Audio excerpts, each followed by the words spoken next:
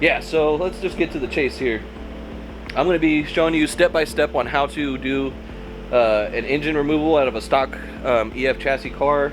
The only difference between this motor and the other chassis is gonna be the intake manifold. If you got a dual point, the intake manifold looks different, and if you got multi-point, it looks like that. So I'm gonna be showing you step by step, bolt by bolt, how to do a motor swap in your car. Let's get started.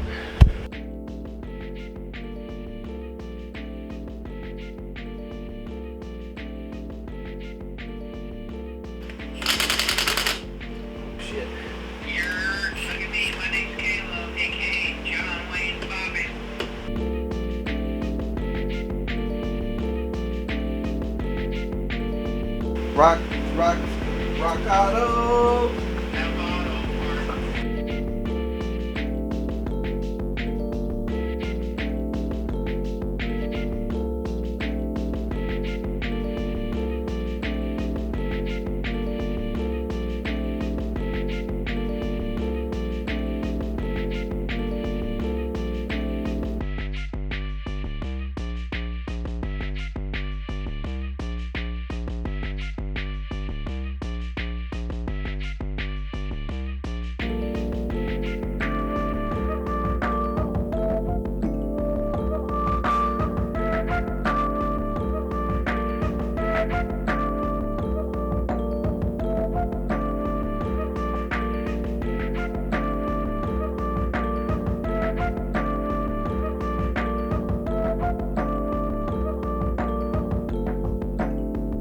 Then you're going to be taking apart the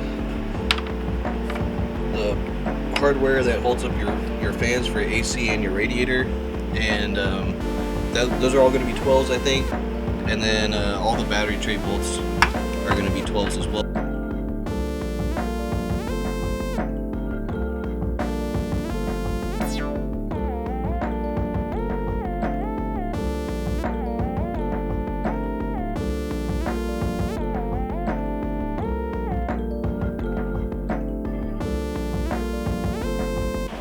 Alright, so some good progress has been made.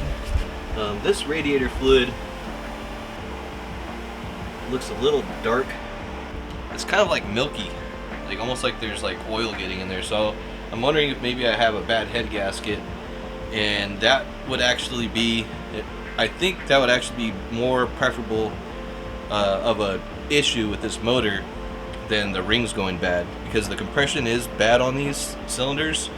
But as you saw in the other video, it still runs, and it purrs, and it's not that bad, but like there's definitely something wrong with this motor. So instead of like taking off the head and stuff, since I do have that swap sitting over there, I'm going to check the oil next, because I'm going to drain it anyways, right?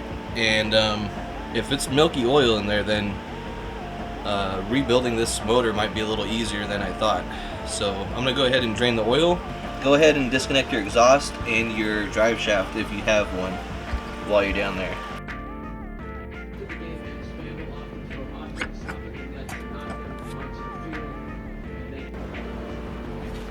Alright, so I think that's going to be a good ending point here for tonight.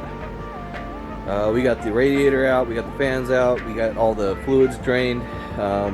Sadly, the motor oil looks like it's not milky, so I don't think I got a head gasket problem. I think I do have bad rings, so that's kind of a but alright, so that's where I'm going to end it tonight, you guys. I think this is going to be a good first part to what I'm hoping is at most a 5-part series. I'm